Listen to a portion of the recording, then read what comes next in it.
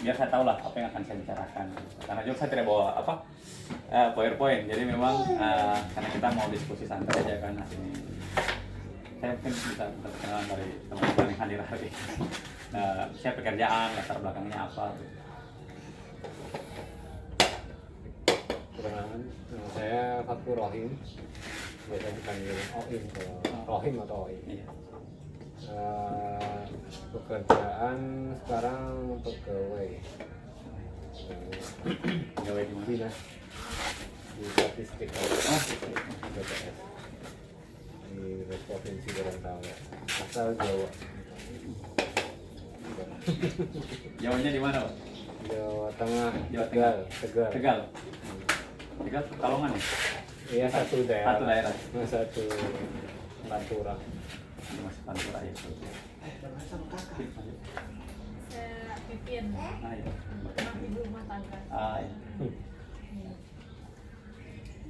Saya Delvi, sekarang masih pelajar. Oh, pelajar, dari pelajar. Oke. Beragam dong. Iya, beragam. Pelajar rumah tangga ada. Iya, ada pegawai. Iya baik, teman-teman. Memang sebenarnya aktivitas menulis itu sebenarnya dia butuh praktek sebenarnya, dia itu praktis. Jadi memang saya saja bahkan kalau ketinggalan tidak menulis di 5 bulan ke atas itu akan sulit lagi memulai. Jujur di 7 bulan terakhir ini saya belum ada yang membuat tulisan, tapi tidak seaktif dulu 1 bulan harus berapa kali, karena saya itu harus membuat tulisan 1 bulan minimal 2 atau 3 tulisan panjang begitu. Tapi sekarang karena ada kendala pekerjaan juga dan ada di lapangan yang memang sibuk sekali, makanya aktivitas menulis saya itu mulai berkurang. Tapi memang sebenarnya juga menulis itu kan menurut saya itu sebenarnya merawat ingatan sebenarnya.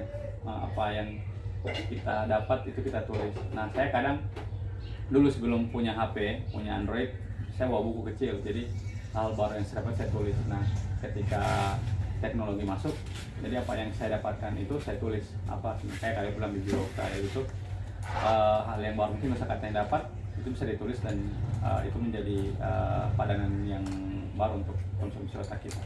Nah, sebenarnya menulis itu sebenarnya merawat ingatan, merawat otak kita sebenarnya sih. Dan bagaimana cara memberi makan otak kita itu seharusnya asupannya membaca.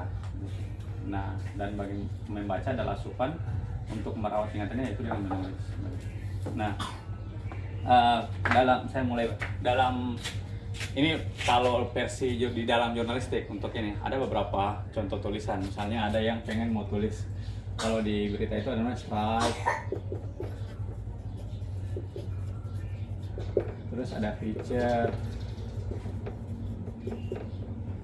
terus ada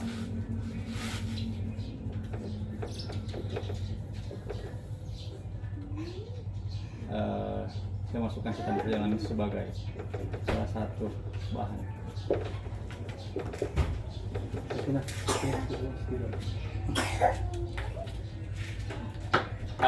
Ini sebenarnya karena saya melihat keberagaman ini peserta, saya mau bagi ada tiga isu sebenarnya.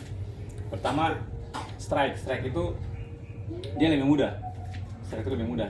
Dia lebih mudah karena dia lempang, dia langsung to the point, langsung apa yang mau dibilang. Misalnya kalau kita foto terus mau kita upload di media sosial misalnya, kita tinggal menyiapkan saja satu paragraf caption, itu bisa kita klaim untuk jadi strike. Kalau dia berbentuk berita, strike news, ya tinggal ditambah beberapa kejadian, ada 5W1H di dalamnya.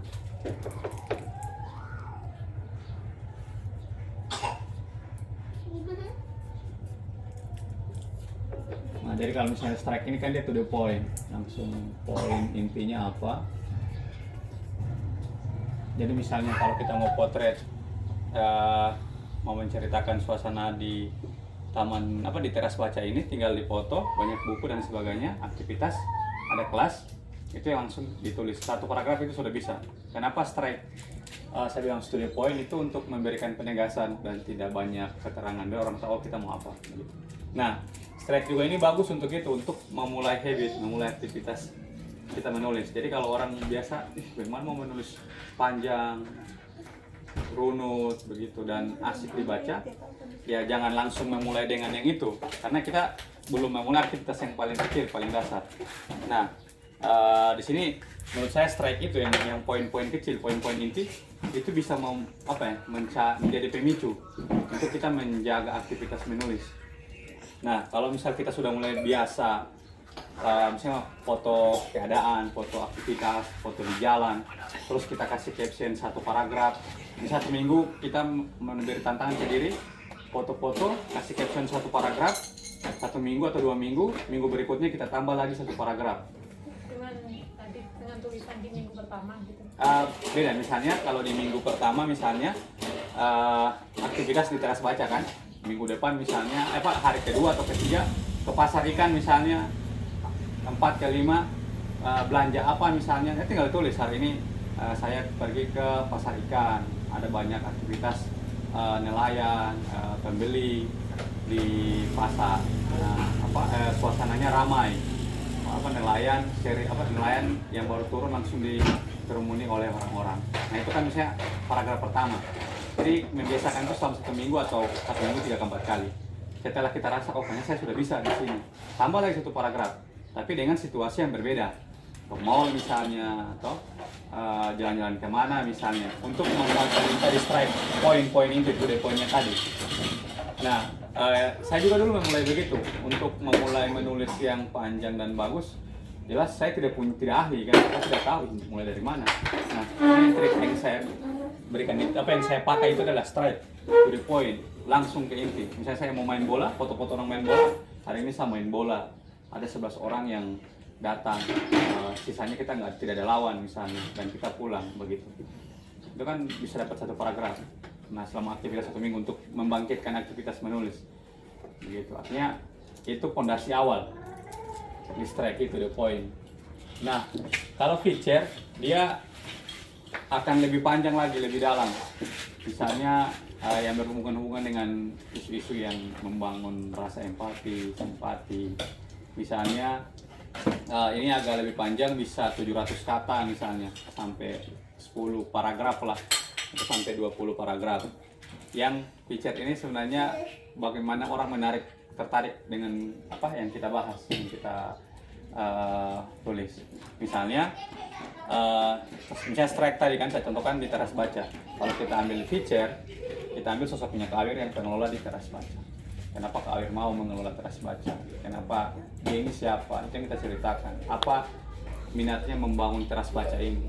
Kan misalnya untuk pendidikan, itu kan memancing orang empati, simpati kan. Terus tinggal taruh misalnya ada kendala hambatan apa misalnya, kekurangan suplai buku, misalnya kekurangan apa misalnya, itu yang bisa dimasukkan di dalam feature. Nah, feature itu dia akan lebih panjang, tapi habitnya harus dimulai dari strike dulu, yang inti-inti, yang paling pendek-pendek dulu kan. Kalau kita sudah mulai terjaga, kita bisa ke step berikutnya, ke feature yang agak lebih panjang.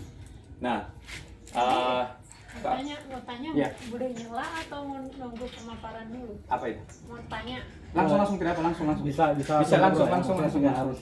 Kalau feature tadi kan 700-an kata, kalau strike itu paling nggak ya 200-an. Iya, 200-an, 300-an. Dia lebih padat begitu isinya. Jadi feature strike itu dia misalnya kita kalau lapar langsung lapar.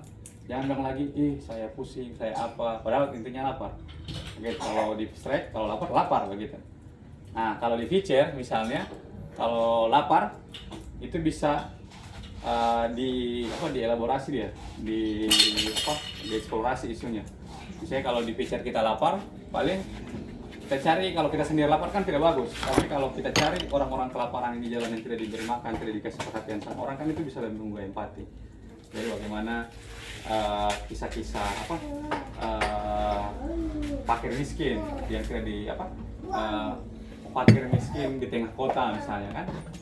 Jadi orang fakir miskin di tengah kota ini apa? Kan menarik orang membaca kan. Nah, tinggal kita angkat misalnya satu sosok, ada yang pemulung, selama dia hidup ternyata tidak pernah dilirik oleh pemerintah, tidak pernah ada bantuan sosial dan lain sebagainya. Nah, itu kan bisa memantik orang, bagus. Nah, itu feature agak panjang. khusus tentang sosial gitu. Bebas, feature itu bebas, mau sosial, mau yang penting bisa menarik empati orang itu. Nah, terus saya memasukkan untuk menjaga habit dalam menulis catatan perjalanan. Misalnya saya kemana, saya tulis catatan perjalanan. Saya ketemu dengan siapa, itu yang saya tulis. Untuk jadi novel itu. Bukan novel. Saya sementara menulis catatan perjalanan juga buku saya yang selama 3 tahun di Wedika. Ketemu siapa, apa yang membuat saya ke situ, begitu. Apa yang membuat perbedaan, begitu. Jadi catatan perjalanan itu apa misalnya Mbak Pipin pergi ke satu daerah dan daerah itu masih baru dikunjungi. Jadi kan kita itu kan kayak ini kan terkesima kan, siap baru lihat pertama ini daerah ini bagus. Nah kalau kita tidak menuliskan dan kita tidak akan pernah lagi ke situ kan sayang sekali. Kita tuliskan biar ada kenangan yang kita ingat. Nah itu gunanya catatan perjalanan. Dan catatan perjalanan bisa lebih panjang dari feature sebenarnya. Begitu. Misalnya di BPS pernah kunjungan ke daerah mana kan, misalnya pendataan atau ke daerah komunitas adat tertinggal misalnya kan, pendataan soal KHL ya, kebutuhan hak layak ya. Misalnya itu kan poin-poin ternyata jomplang sekali di KAT itu, misalnya di kondisi itu. Misalnya harus lewat naik perahu, jalan kaki, atau misalnya pas di perjalanan perahunya terbalik pas melewati sungai atau apa, itu kan cerita menarik. Nah, catatan pengalaman itu yang bisa dituliskan. Nah, itu akan bersinggungan sih dengan ini tadi. Tapi sebenarnya cerita-cerita ini atau ada ide yang ingin kita tulis sebenarnya tidak akan sempurna dia, bukan juga semua, tidak akan komplit dia. Kalau menurut saya tidak pakai dasar atau fondasinya 5W1H. Kalau ada Simba lah. Yang kita mau tulis apa? Nanti adik Simba.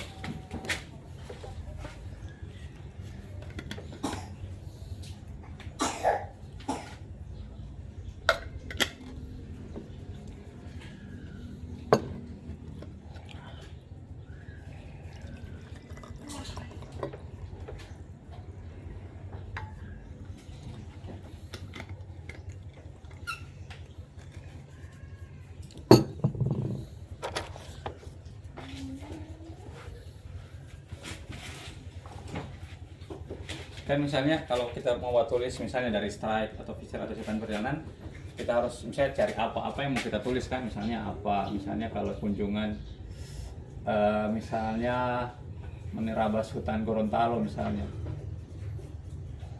angka dalam data misalnya kan, terus di mana misalnya Kabupaten Gorontalo, kapan tinggal ini, kapan kunjungan, misalnya berapa hari, berapa minggu. Nah siapa yang misalnya yang dikunjungi kan, KAT misalnya, komunitas adat tertinggal. Nah mengapa mereka harus dikunjungi, misalnya keperluan data, keperluan pendataan. Nah bagaimana itu situasinya, situasi yang kita lalui di lapangan. Nah, kalau kita sudah dapat ini, apa yang mau kita tulis, terus di mana lokasi dan sebagainya. Nah, kapan waktu misalnya, siapa yang mau kita tuju, atau siapa orang itu, terus mengapa kita melakukan itu, apa kegiatan dilakukan, terus bagaimana situasi. Nah, ini data awal sih sebenarnya, fondasi awal. Biar membangun teras baca, apa motivasinya, kenapa sampai membuat ini, kan itu bisa banyak insight yang didapat. Nah terus ada yang kalau misal kita ingin menambah lagi tulisan, banyak komunikasi. Misalnya kalau ke lapangan kan pasti akan ketemu orang kan, banyak bertanya dengan orang itu biar kita dapat bahan informasi lain gitu. Itu yang bisa menambah tulisan-tulisan kita. Kalau di jurnalisme kan wawancara. Nah kalau saya catatan lapangan biasanya ngobrol dengan orang, cerita bagaimana kehidupan di sini. Atau misalnya kalau tertarik dengan hal-hal gaib atau mistis, dia tanya, di sini ada setan apa om yang paling orang takut. Nah itu kan dapat begini. Biasanya orang akan pasif kalau yang dalam dunia penulisan itu kalau kita pasif itu akan menjadi masalah. Kita harus aktif misalnya apalagi di lapangan. Karena kalau saya pernah banyak meliput, atau jadi wartawan ya tidak bisa pasif sih, harus cerdas lah. Tapi beberapa orang juga yang yang aktif itu akan mengalami kendala. Kendalanya apa? Satu, orang paling banyak bertanya dengan kata yang tertutup, tidak terbuka. Misalnya, so makan? Sudah. Selesai. Tapi kalau kita bertanya dengan pertanyaan yang terbuka, bagaimana keadaan hari ini? Oh, saya ini lagi bekerja. Sudah makan? Sudah, tapi saya masih bekerja apa semua. Itu kan memancing. Sebenarnya harus pakai pertanyaan yang memancing orang membawa jawabnya dengan terbuka. Jadi biasa kalau pakai pertanyaan tertutup, jawabnya cuma ya atau tidak. Itu yang mematikan diskusi dan informasi yang lain. Ini sebenarnya trik sebenarnya sih dipakai oleh tim surveyor atau apa, orang mau data atau semua pasti akan memakai pertanyaan tertutup itu menghambat informasi yang banyak masuk. Tapi kalau kita memakai pertanyaan terbuka itu akan memancing banyak informasi yang masuk. Itu sih yang singkat karena saya melihat banyak peserta dari ini, tidak mungkin saya pokoknya berat-berat, itu yang paling dekat lah. Kalau misalnya strike ya tinggal itu aktivitas atau apa, atau di dapur untuk membangun aktivitas menulis di dapur boleh bawa masak atau apa, sementara masak apa, foto apa semua tinggal taruh. Misalnya masak ikan belendango, ya ditulis saja bagaimana resepnya, cara memasaknya, ikan apa yang dipakai. Satu paragraf, dua paragraf lah, perlahan-lahan dulu kan. Setelah terbiasa 1 minggu, tambah satu paragraf. Nah setelah itu kalau tertarik kayaknya saya ini selama ini cuman masak-masak terus, tapi saya tidak tahu bagaimana cerita ikan ini sampai di meja. Nah berarti tinggal ke pelelangan, tanya bagaimana Pak bisa dapat ikan, cuaca memancing bagaimana, apakah dengan tangkapan 1-2 cucu ikan itu bisa menghidupi keluarga atau tidak. Nah, itu kan tidak cukup Pak, tidak baku pulang lah, tidak baku tutup kalau orang Gorontalo bilang. Biaya yang dikeluarkan saat melawat 100.000, yang didapatkan cuma 70.000, berarti ada minus 30.000. Nah itu kan cerita menarik, nah itu bisa ditambahkan. Nah, di tengah malam yang dingin di laut Tomini, gitu kan, riuhnya ombak, kan tinggal ditambah-tambah kata-kata yang ini. Itu sih. Kalau ada yang pengen di-sharing atau apa, kita terbuka. Silakan, tidak lagi ada sesi buka pertanyaan. Kalau saya mau baca tulisan tinggal tulis Zulkifli Mangkau saja di Zulkifli? Iya, Mangkau. Iya. Jadi tinggal lihat tulisan. Ini saya sudah baca-baca sedikit sebelum kesini. Oh ya? Lihat narasumbernya dulu. Ini bagus. Udah nulis berapa tahun itu? Saya dari sebenarnya aktivitas literasi itu saya mulai dari SMA. Masuk SMA saya mulai membaca. Tapi aktivitas menulis saya mulai dari kuliah. Kayu ini senior saya salah satunya di Tesma. Kayu yang memantik saya untuk bisa menulis. Dan Kayu sudah duluan ada buku, saya belum. Tapi saya pengen membuat buku ini. Perjalanan saya selama 3 tahun terakhir bekerja dengan masyarakat. Salah lah 1-2 tahun.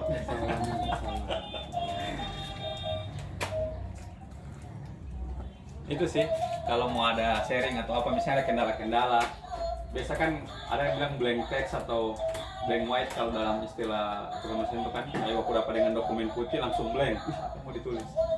Nah saya biasanya kalau menghadapi situasi begitu, saya keluar dulu, cari jalan kemana. Biasanya kalau liputan juga, kalau saya menulis liputan yang agak panjang, memulainya itu yang susah. Gimana? Saya cari ini dulu, keluar naik motor, cari angin. Saya tidak tahu tiba-tiba dapat di jalan, oh ini mulai dengan ini, oh langsung balik. Saya langsung balik, itu yang saya mulai. Tapi biasanya saya menemukan di lapangan. Setelah saya, misalnya saya pernah menulis di Mongabai soal soal petani sawit di Bualemo sana. Ceritanya Sawitri itu anak kecil yang dilahirkan di tengah perkebunan sawit. Nah, namanya ibunya ini tidak dapat jatah libur, tidak cuti atau apa semua. Nah, saya bilang kalau saya angkat masalah sawit, soal di sawit kan ada masalah plasma, masalah saya lupa itu ya, RSPO apa semua dan sebagainya. banyak ditulis oleh orang-orang begitu. Nah, saya ambil Sawitri itu, kisah Sawitri.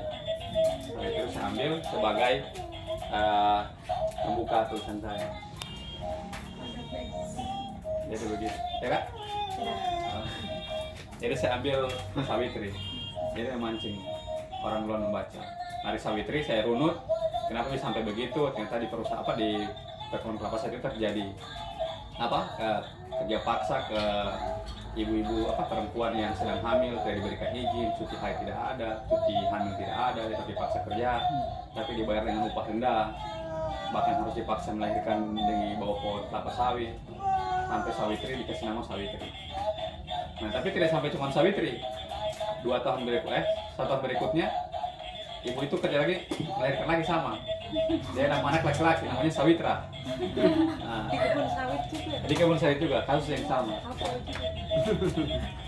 Itu sama ya. iya. Itu yang saya bilang. Jadi saya tidak menulis soal konflik agraria, tapi saya sentil paling bawah. Tapi yang paling atas saya sentil soal Sawitri, kisah Sawitri. Pokoknya nama macam-macam nama. Ada yang ibu-ibu yang di sana, pas dia sementara di tengah jalan, ada John Der. Dia lahir ke John Der, dikasih nama John Der dari anak. Nama John Der. Nah, hal begitu kan kalau kita dapat lapang bisa taruh catatan perjalanan kan? Lebih enak. Ini yang alat berat itu yang kuning itu, ada bola-bola agak besar itu, yang untuk muat-muat ini sawit. Ini John Der. Beda lagi satu kasus saya ke Loinang di Banggai, suku Loinang. Nah, Loinang ke atas itu dengan suku Wana dengan tadi Ampana, nama-nama mereka itu aneh. Ada yang kasih nama anaknya pesawat, ABC Moka. Iya, jadi saya tanya, Pak, nama siapa? Pesawat? Iya, katanya pesawat. Bahkan ada namanya paling lucu itu. Dia bilang, coba Ju, tanya bapak nama itu siapa? Pak, nama siapa? Dia bilang, menjawab. Jadi, saya nama menjawab. Saya kaget, Pak, betul nama menjawab? Iya, nama saya menjawab. Jadi mereka kan paling atas kan, di suku Lin kan tinggal di atas. Jadi kalau turun ke bawah itu mereka cuman barter hasil bumi ke bawah, dan mereka lihat hal yang baru, misalnya kopi ABC, bawah itu yang dikasih nama. Dapat lihat pesawat lewat, kasih nama pesawat. Nah, hal begitu kan kalau misalnya di BPS atau di ini turun, dapat insight baru begitu kan bagus. Ini bagus catatan perjalanan. Kita tidak akan kedua kali ke situ, tapi dengan catatan perjalanan kita bisa mengenang itu kan. Kena sini. Ya, sudah turun lapangan kalau. Atau turun lapangan tapi ke pelosok-pelosok sudah. Dulu ya kalau di kabupaten ya. Biar fokus ke pekerjaan toh. Jadi nggak wawancara orang. Yang ada petugas lapangan sendiri ya. Kita paling cuma pengawas. Biasanya sudah bawa itu ya, pertanyaan yang sudah ada. ini. Tapi menarik juga itu Pak, kalau misal bisa wawancara kan, ketemu dengan hal baru itu bisa ditulis. Ketemu dengan orang siapa. Kayak saya pernah baca itu bukunya James Clear soal anatomic habit. Dia kan dulu bermain baseball, harus dia pindah. Nah, kesehariannya itu yang dia bikin jadi tulisan, bagaimana dia melewati itu. Nah, misalnya kan orang akan suntuk dengan modal pekerjaan kantoran kan. Nah, coba tahu Pak punya dapat pengalaman apa yang dibalikan bisa melawan kesuntukan. Karena hal kecil itu biasa orang lupa, padahal itu penting sekali sebenarnya. Saya pernah ikut kelasnya Jurusan Sastrawinya Andes Sarsono. Ada satu orang, dia konsultan pajak. Nah, dia bilang, kenapa ikut ini? Gitu dia bilang, kenapa ikut ini? Pak, di kantor pajak kan, di konsultan pajak kan sudah enak apa semua. Jadi dia bilang, enggak Jul, literasi soal pajak di Indonesia itu masih kurang. Dan bagi orang rata-rata tidak sampai di situ memahami pajak. Jadi kayaknya dengan menulis, dengan apalagi dengan model storytelling, orang mungkin akan paham. Makanya dia belajar soal itu. Dan dia berhasil mengelola itu. Nah, kalau ada juga dia alumni Pantau namanya, dia punya blog fnr.com. Saya ikuti dia di IG. Dia menulis, saya baca dulu catatan perjalanannya keren-keren. Dan dia dia kerja di kantoran juga, alumni Pantau juga. Dia menulis soal itu, kisah-kisahnya, bagaimana cara memainkan media sosial dengan menarik apa semua. Dan dia kerja di kantoran, tapi bagus begitu. Dia dapat insight dan blogger dia blogger paling bagus lah di Indonesia. Siapa? Evan ya? fnr.com. Evan. fnr.com.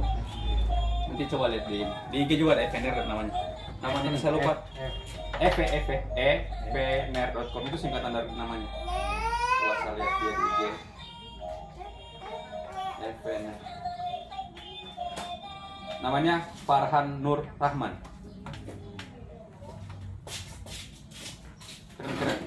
Keren tulisannya. Saya suka tampilannya. Dan dia jadi ini apa influencer. Tapi bagus, dia punya perspektif. Nah, saya terinspirasi buat apa kayak dia begini. Untuk ini. Itu sih dari saya, siapa tahu ada yang pengen kita diskusikan.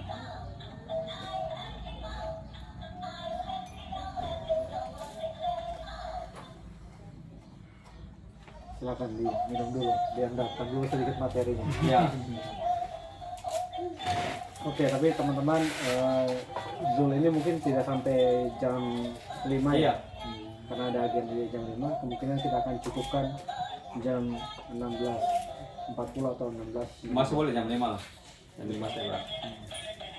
Nah, jadi bisa sharing ya, maksudnya Iya, pengalaman pengalaman dari apa yang- teman-teman bisa sharing dan bisa saling kasih insight baru. Nah, itu misalkan ada hal-hal baru yang barangkali Zul belum tahu, bisa Iya, betul. kita beritahu gitu. Atau misalnya isi karena ini nulisnya bagaimana mulainya, atau ada kendala.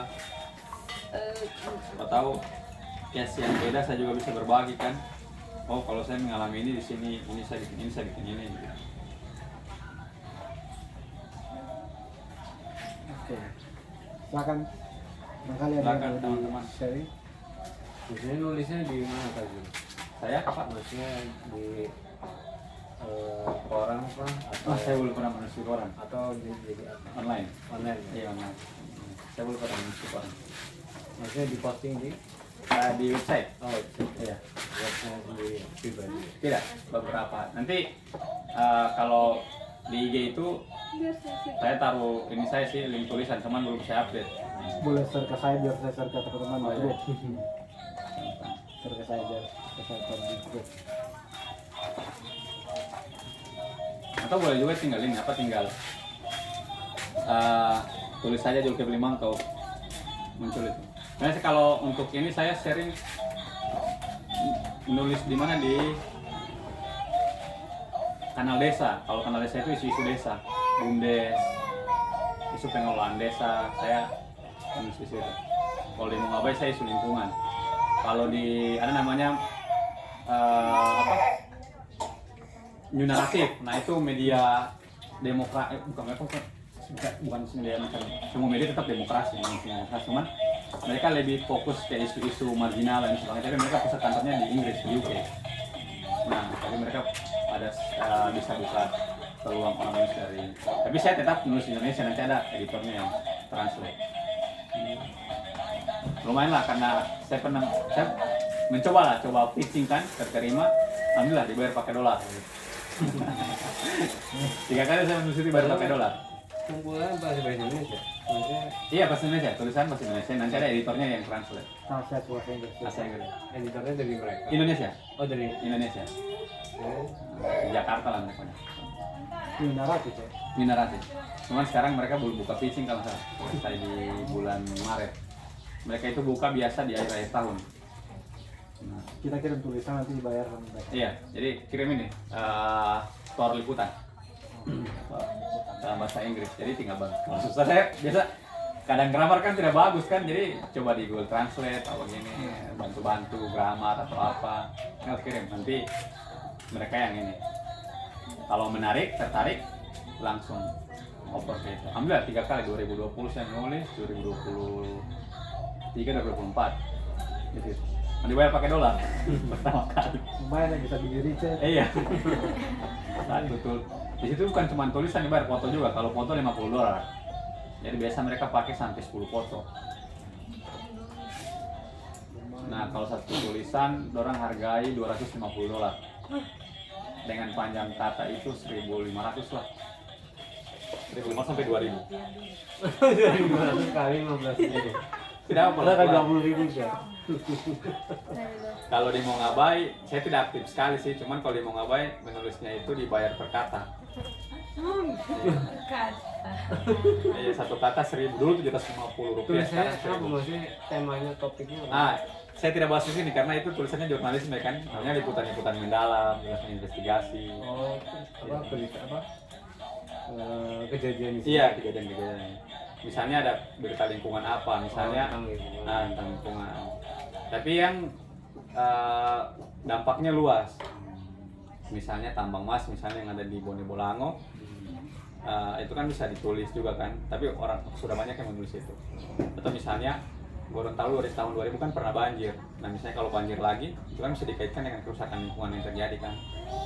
Terus kejadiannya harus yang terkini atau? Kalau di situ tidak, Oh enggak. tidak mengejar, tidak mengejar yang langsung cepat, tidak. Oh enggak. Kalau kayak awal tahun apa, akhir tahun doang berarti kan? Iya, tidak. Mereka tidak mengejar kecepatan. Mereka mengejar ini apa dulu, kualitasnya lah. Yang penting mau 1 tahun tetap, yang penting kalau masih relate dibahas. Tidak mengejar. Nah, kalau di kanal desa itu isu soal desa sih. BUMDes, desa yang berhasil mengelola potensinya. Jadi ini menulis sudah jadi profesi gitu ya. Sampingan lah. Iya.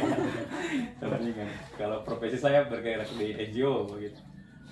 Di LSM lah. Ya lumayan lah begitu. Saya bisa menghidup. Ada passive income begitu. Iya. Awalnya dapat pembaca bagaimana? Nah itu yang tadi isunya itu menentukan isu sama lead yang buka itu. Kalau biasa sebenarnya itu sih banyak orang yang memulai menulis itu membuat menulis itu sebagai bukan menjadi aktivitas yang kedua, pertama. Biasanya kan sebentar menulis. Nah kalau begitu kita tidak akan terbentuk tidak disiplin kan, menulis sebenarnya disiplin. Tapi 7 bulan terakhir saya belum disiplin menulis, sebentar baru beberapa kali karena banyak pekerjaan. Nah kalau beberapa orang bilang menulis itu disiplin sebenarnya untuk membangun habitat kan. Jadi baru menulis kalau saya jadikan pekerjaan. Kalau kita jadikan pekerjaan kita kan semacam tertekan kan kalau tidak selesai atau apa, terganggu lagi pikiran, banyak distraksi kan. Saya menulis saya jadikan sebagai aktivitas. Kayak saya kita makan, minum, kalau tidak makan kita apa. Itu kira-kira masuk di kategori kebutuhan atau keinginan dia itu? Kalau saya pakai di situ. Karena kalau kita taruh sebagai pekerjaan, saya rasa berat menjadi akan berat kan. Dan kalau tidak selesai, tak pikir terus, aduh ini. Makanya saya bikin di situ sebagai kebutuhan. Jadi ya kalau tiap pagi bisa bangun pagi, saya tulis hal-hal yang saya dapat. Ya bisa saya tulis lah, tulis di HP, di notes atau di buku kecil.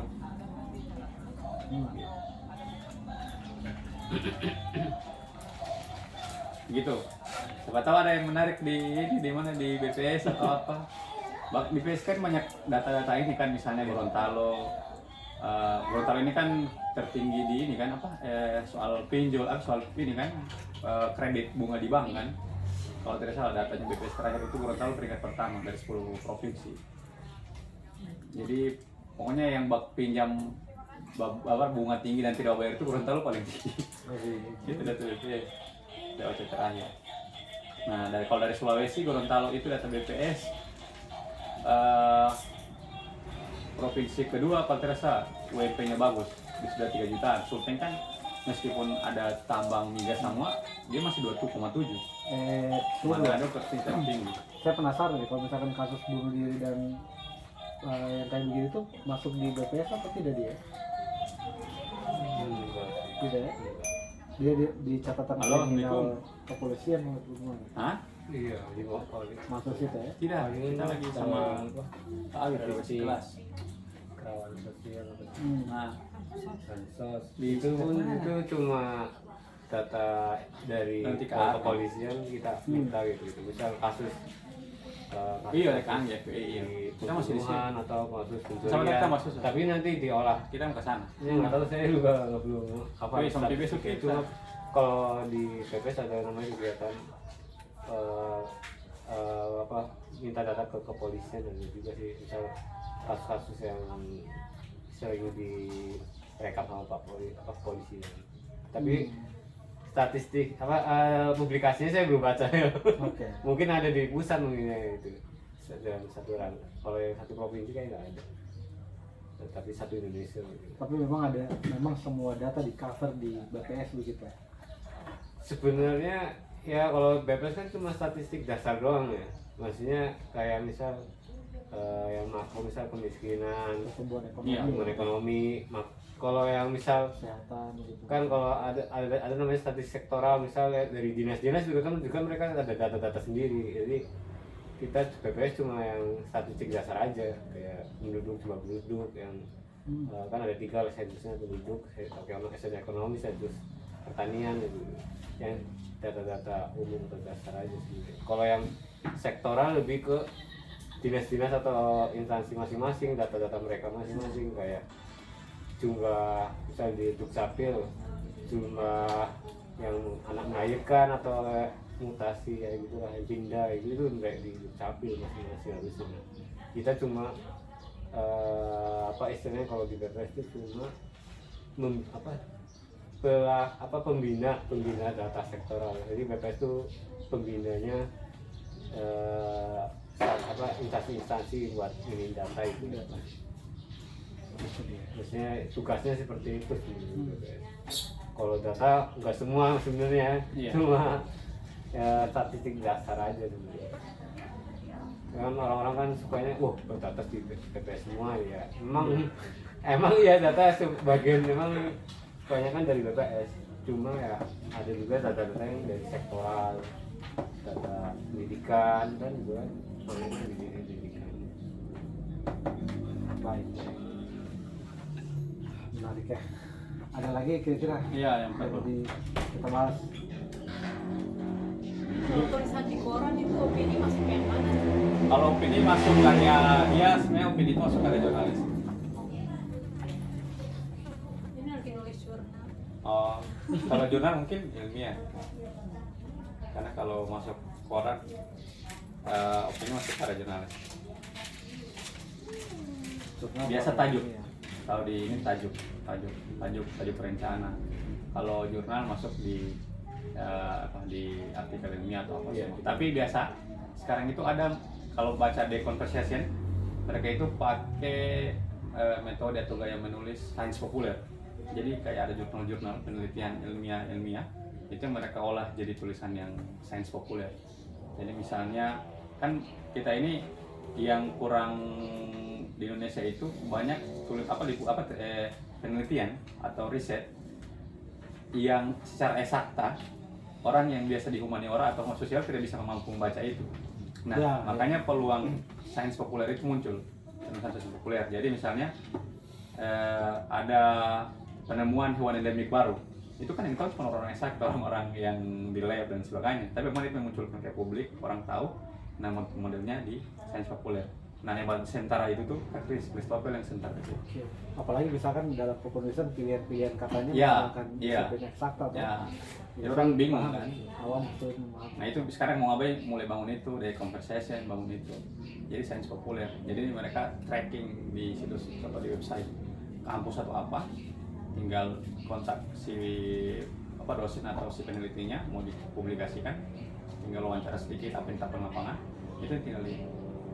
Jadi misalnya kita tahu ada hewan endemik baru, tapi banyak kan bahasa atau ini yang aneh kan yang kita temukan di dalam laporan atau riset itu kan dia tidak mengerti. Nah, bagaimana cara mengolah kasus itu menjadi sebuah tulisan dikenal dengan sains populer. Di luar sudah lebih dulu, malah di Indonesia baru belakangan terakhir ini ya. Mengalihbahasakan. Iya. Makanya sedang isu perubahan iklim misalnya di luar kan sudah dibahas banyak kali, risetnya so banyak apa semua. Tapi mungkin di Indonesia baru mulai dibicarakan kan 5 tahun belakangan, karena media-media kan tidak terlalu mengeksplor soal itu, karena risetnya misalnya kalau kayak saya kemarin turun dengan orang dinas perikanan sama dosen perikanan, mereka bilang indikator perubahan iklim kalau di laut itu karang memutih. mengalami coral bleaching namanya, pemutihan karang. Nah, orang kan tidak tahu kenapa sampai berputih begitu. Nah, riset mereka kan yang mengeluarkan bahwa ternyata ini indikator sebagai perubahan iklim. Nah, bagaimana membahasakan sebagai perubahan iklim kan itu perlu diolah lagi biar enak dibaca, tidak berat. Meskipun itu berat ya, tapi tidak berat. Nah, makanya tugas sains populer di situ. Wartawan kita lebih suka menulis berita yang dramatis. Iya, dramatis, kecelakaan, spot news begitu cepat. Makanya saya bilang, kayak tadi apakah harus cepat menulis karena ada peristiwa, menanggapi. Kalau secara informasi ya harus cepat menanggapi informasi, tapi kalau untuk ditulis harus lama gitu. Kan bisa jadi kita bias. Karena orang mengejar tulisan cepat itu kan mengejar target membaca. Harus cepat naik atau apa, biasanya tidak baku. Tapi kalau kita lebih sabar sedikit, tidak tergesa-gesa, kita akan menemukan banyak informasi yang lain. Misalnya dalam kasus misalnya kecelakaan motor, misalnya di depan sini ada kecelakaan motor kan, misalnya tiba-tiba ada kecelakaan ada lak lantas di jalan Meato misalnya, atau di jalan kenapa ya? Sultan Bututihe. Dua motor bertabrakan misalnya kan, orang langsung ini kejadian saat. Tapi itu langsung memberitakan spotnya yang terjadi. Tapi kalau kita lebih sabar, bisa kita cari ulang kan apa yang menyebabkan kecelakaan. Biasanya ada remblong, atau misalnya dia lagi stres atau apa mungkin, atau lagi ketiduran gitu kan. Ada cerita menarik, atau misalnya dia lapar kan, misalnya lapar, perutnya tiba-tiba kram, dia dapat tarik gas kuat kan, tetap kita tidak tahu cerita yang menarik gitu. Oke, jadi teman-teman, ini mungkin lompatannya jauh sekali ya dari apa yang kita bayangkan dari kelas menulis di proses awal sampai proses keempat hari ini. Waktu kita tinggal 5 menit ini, Zul mau berangkat. Nanti saya mau minta Zul kasih closing di kelas ini, apa yang barangkali jadi pegangan kita ke depan menulis lagi, begitu. Dan terus kalau untuk tips, saya kira dia sudah kasih tips ya, menulis strike itu seperti apa. Nah, lebih bagus ambil di posisi yang mana, karena 5W1H itu tidak diambil semua begitu. Ada bagian yang akan menentukan leadnya. Saya mau bilang ya, kita di Indonesia ini adalah pembaca judul. Itu hampir semua dari kita ada informasi yang masuk di grup keluarga yang kita baca judul. Dan suka selalu terburu-buru men-share judul itu. Misalkan awas ada kopi yang mengandung apa begitu, atau misalkan sasa mengandung minyak babi misalkan, langsung kita share tanpa kita baca apa anunya gitu. Nah, hati-hati kita terjebak di situ. Pun menulis begitu, menulis jangan hanya terpaku pada satu aspek, misalkan di skenario judul yang memang kita mau bawa. Sedikit lebih sabar saja kita melihat peristiwa, bisa mengembangkan tulisan. Kurang lebih seperti itu. Silakan Zul. Siap. Jadi kalau dari saya sebenarnya itu menjadikan, kalau suka ingin menulis ya menjadikan dia sebagai kebutuhan begitu, bukan pekerjaan, bukan sebagai tuntutan. Jadi kalau pengen ini pengen kan kirain semua pengen begitu, saya pengen menulis tapi tidak pernah memulai. Makanya mulai dari hal-hal yang kita sukai, misalnya kalau untuk memasak ya cobalah satu paragraf tulis kenapa suka memasak ini. Kalau kita sukanya belanja atau apa, kenapa kita suka beli ini, tapi tuangkan ada informasi yang, nah itu sih. Kalau saya menulis ini yang saya selalu pegang, menulis itu kalau menurut saya itu kayak seperti memasak. Kita yang tahu racikannya lah, kita nggak tahu kita mau masak apa. Misalnya kalau kita ke lapangan, kalau saya ke lapangan, saya sudah tahu saya mau menulis apa kalau ke lapangan ini. Misalnya dengan, saya ini mau ke lapangan ini, saya riset dulu, observasi, lihat. Misalnya kalau isunya soal masyarakat adat atau suku begitu, lihat ini yang saya mau angkat, ini yang saya mau angkat. Saya sudah membayangkan di kepala saya baru tulis di notes kan. Jadi sudah ada kerangka pikiran. Nah, jadi begitu. Untuk memulai lah, kalau lebih maksudnya mau lebih aktif lagi apa semua, ada kelas lanjutan lagi begitu. Bahkan sampai bagaimana buat tor tulisan kan, semacam proposal lah kalau di kegiatan, itu menjadi acuan. ya kita mau tulis apa biar tulisan kita tidak melenceng kemana. Nah satu yang saya ingat ada wartawan Tempo, dia di Guardian sekarang, dia bilang begini, dalam dunia kepenulisan Jul, kita harus setia pada angle atau sudut pandang. Misalnya kalau kita mau nulis soal isu orang kesulitan nelayan menangkap ikan di laut, kita harus setia ke dia. Setianya soal apa? Jangan pernah melencengkan. Misalnya kalau orang ingin menulis soal nelayan, kesusahan nelayan, benar-benar tidak melirik dan memberikan bantuan. Jangan pernah sentil kalau dia bilang saya juga ini ada masalah keluarga. Oh gitu, sedikit saya disentil, terus bilang misalnya dia sentil lagi anak saya, ini saya. Itu jangan, kita akan buyar. Sentil saya sudah ini usahanya bagaimana, dan tentu tidak lihat dia sebagai orang ingin mencari nafkah. Nah tinggal kita taruh saja bumbunya di mana di situ. Kapan kita kasih garam ya? Kapan kita aduk-aduk dulu? Kapan kita kupas bawang ya? Kupas bawang itu untuk memancing ada aroma sedih kan? Kapan kita goreng semua ini jadi enak masakan? Nah, terus saya lupa juga. Ini kalau ini ilmu terakhir dari kelas ini itu di tulisan itu ada jadi 3 bagian. Bagian pertama, kedua, ketiga. Nah, bagian pertama itu saya bilang tadi harus awalnya itu harus ada orang, ada human atau misalnya ada cerita menarik. Baru di sini ada konflik. Baru di sini ada resolusi atau ending. Kalau untuk tulisan yang semua panjang, dia dianggap tidak mampu membiayai keluarga, dia ditinggal oleh istrinya, ada konflik kan?